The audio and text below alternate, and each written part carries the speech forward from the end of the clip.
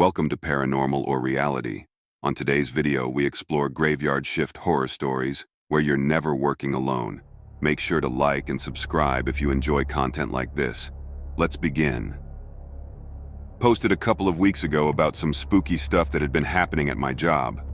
I thought I would update y'all on a couple more things that have happened since then.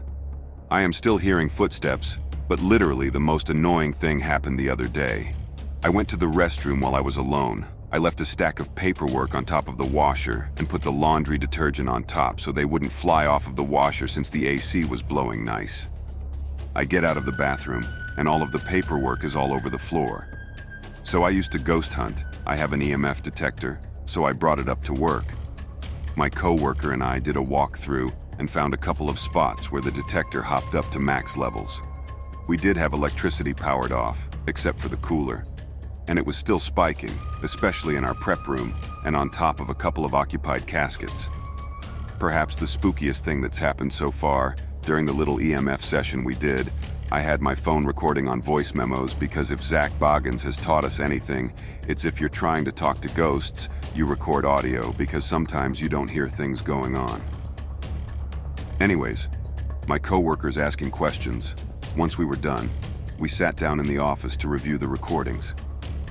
I swear on the graves of all of my family, a voice popped up at the beginning of one session that said, "It's still my time." I played the audio for my coworker. He freaked out because the voice was deep and monotone. I am a female, and my coworker's voice is a lot deeper than that voice in the recording. I played it for another coworker, and she flipped out. I so wish I could share the audio with you all, but considering the delicacy of my job as far as privacy goes, I unfortunately cannot. Maybe someday, but not while I am employed here anyways.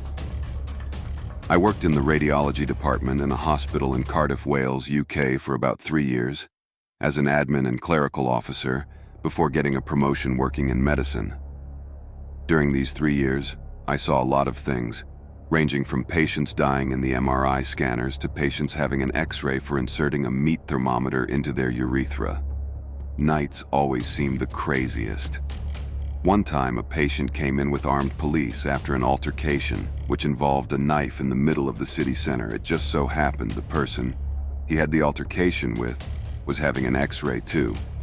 This caused a second altercation right in front of me. Chairs were thrown, a trash bin or two, then wheelchair. So, I have seen things, some funny, some stressful, some sad. On this one night, something scary happened. I would start a night shift about 7 p.m., then would work till 08:30 the next morning. This was the standard night shift for our department. We would usually do 3 nights in a row before doing 4 days off. After the third night, you were ready to sleep for a week. The strange thing was, this was my first night of my shift, so not at all tired. It started off normal. I arrived at the department, took over from the day staff, logged into my PC. During this time, we usually would set up our phones or tablets to watch movies or the latest TV series, as there would be a lot of downtime between patients. Like I said, the first few hours, nothing that interesting, just your average run-of-the-mill night in radiology. Then it came to my break. Now, before I tell you more, I should probably explain the layout of this hospital. This hospital is the largest in Wales. It's a teaching hospital, and it's pretty old. Now, the best way to get from A to B in this hospital is through what we call the tunnels or the catacombs. These consist of very dimly lit corridors, old, abandoned rooms, tunnels, and other creepy, decrepit areas. The morgue is also found in these corridors. So, it's not a nice place to be during the day, let alone in the middle of the night. But it's the quickest way to get places, if you're the staff. There's always been rumors and rumblings of strange things happening in these tunnels. Some people say they have seen ghosts in old-fashioned porter uniforms taking wheelchairs to pick up patients. Others say they have seen shadows following them from the corner of their eyes. One person has claimed they were attacked by a person wearing an old nurse's uniform from the 70s. This place is creepy even at the best of times. For me, this has never really fazed me. I've been down there hundreds of times before. The worst experience up to this point was having a sluice pipe drip human waste on my head. That in itself was a horror show. Tonight would be something altogether different. and maybe not even from this physical world. Like I said before, it was a very quiet night. I had been watching the latest series of One Piece because I'm a geek. During my downtime, a radiology technician came out to take over and cover me for my break. I decided to go to the 5th floor where the sanctuary, multi-faith chapel, was located. On a night shift, it's one of the most peaceful places in the hospital, but to get there, I had to walk through the tunnels to reach the nearest elevator. I set off on my journey, which would usually take about 15 minutes, scanned my keycard on the main entrance to the tunnels, then proceeded to walk through.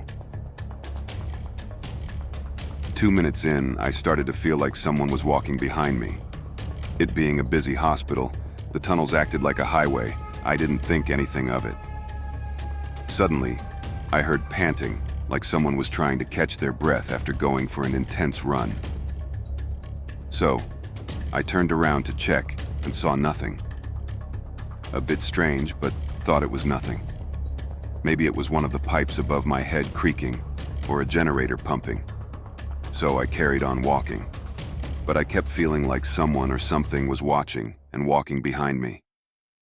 Out of sheer confusion and fear, I missed my turn towards the elevators, then found myself in a large section of the tunnels that I have never been before, littered with old stretchers, beds, hospital furniture, and equipment. Some of this stuff was over 50 years old or maybe older, just left to decay in a dark, smelly, decrepit corridor. This was starting to really creep me out, because in all of this confusion, I realized I was lost. It almost felt like I had fallen into the back rooms. Everything looked the same. I could feel a tightening in my chest and could feel the start of a panic attack. I remember clutching my chest to run down a corridor trying to find a signpost or something to tell me where I was. The sense that something was watching me got stronger. Suddenly, I felt something hit my arm in force, almost like someone using a baseball bat. I remember falling to the ground and pulling myself across the floor towards the cold, dusty wall and looked around frantically, trying to find an explanation to what the heck just hit me. Then something caught my eye. It was almost like a black mist, with glowing red eyes. It was about 20 meters away from me, just hovering in the middle of the corridor. Was this the thing that had been stalking me the entire time? I got back up and sprinted. It felt like 100 different corridors until I found a housekeeper, janitor. He asked me what was wrong because I looked pale. I couldn't get any words out. He then grabbed me by the arms with a firm grip and said, "Did you see it too?" That was the last time I ever stepped foot in the tunnels. To this day, I hear rumors of strange things. I'm not sure what I saw that night. Maybe I was tired or stressed. Why else would the janitor ask me if I had seen it too? What else is down there? Well, I can tell you one thing for sure. I won't be going down there to find out. I've had 3 experiences in my life. The first one was when my wife and I were very young. We stayed in the basement of my in-laws' house one night. The room we stayed in was adjacent to a nearby graveyard. I think that is worth mentioning. We were asleep and alone down there when we were both awakened by a very loud whistle in our bedroom. The door was locked. It was pitch dark. It sounded like it was right in our faces. I turned the light on to check the room out and found nothing that could have made that noise. Years later, I was driving home from work on a rural road when I saw a vague image of a man walking. The closer I got, the vaguer and wispy the silhouette was. When I got close, it darted in front of my vehicle. I slammed my brakes thinking I nearly hit someone. I looked around and saw nothing, so I started driving again. My heart was pounding. My last experience was only a year ago. I am a history buff, so I frequently visit historic sites and graveyards as a hobby. I was walking around a very old graveyard near my house one day, reading the names along with the dates of the tombstones and recording them in my notebook one day. This graveyard is way out in the woods near the Daniel Boone National Forest. I kneeled down to read a very old, weathered headstone when I heard someone talking right beside me. I looked up to see who it was and quickly realized I was alone. It sounded like a deep Appalachian accent, but I didn't understand the words. I wasn't scared because it just sounded like someone was trying to start a conversation with me. I waited a few minutes to see if maybe it was nearby hikers or something, but no, I was out there totally by myself. To this day, I'm not sure exactly what to make of any of those experiences, but I want to share them. Anyone working graveyard shift will tell you that every so often, they experience something odd, something they themselves can't explain. I worked as a security guard patrol supervisor for 9 years, and I have seen so many things that can't be easily explained. Our company had a contract with patrolling a property that would serve as a temporary storage for semi-trailers. There was a large building where all the logistics, paperwork, and orders would go through alongside a few loading docks. Now our patrols didn't start until after 7 p.m. When the business would close for the day, requirements of the patrols was to check the property for trespassers, make sure that the main building was clear of employees, since they never allowed employees to stay after 7 p.m. Also, we would have to check and make sure the building was alarmed, as well as respond to alarm calls. At the last patrol, you would disarm the alarm. Then drop off your report of the times that you patrolled the property, then rearm the alarm system once again before leaving. In order to drop off the reports, you would enter through the main door, go up to the second floor, and slide the report into a cubbyhole of operations. Every guard that would patrol that property always felt that when going up and down the stairs, they would feel that there was someone right behind them. At times, you would hear an extra pair of footsteps as well. Also didn't help that there was a convex mirror at the halfway point of the 3 flights of stairs. When you felt that someone was walking right behind you, naturally I would look at the convex mirror and would never see anyone behind me. One night we received an alarm call from the company stating that an internal motion sensor was tripped. So the call went to the corresponding unit to respond and check out the alarm. After our dispatch informed the patrol unit, it took him no longer than 10 minutes to arrive on the property. After a few minutes of the security guard checking the affected area, he requested for a backup unit since he saw the shadow of someone inside the building.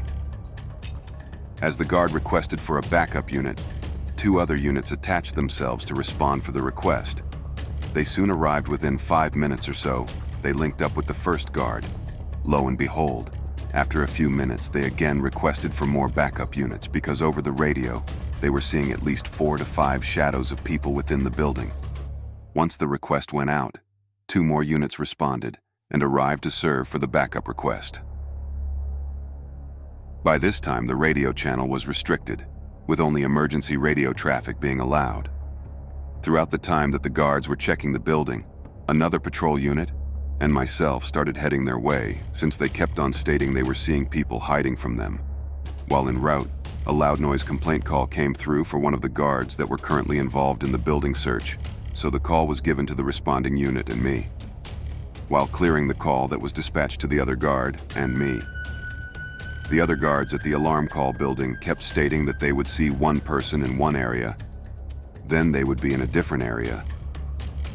After I and the other guard cleared our call, we were just about 2 blocks away from the other guards conducting their building sweep.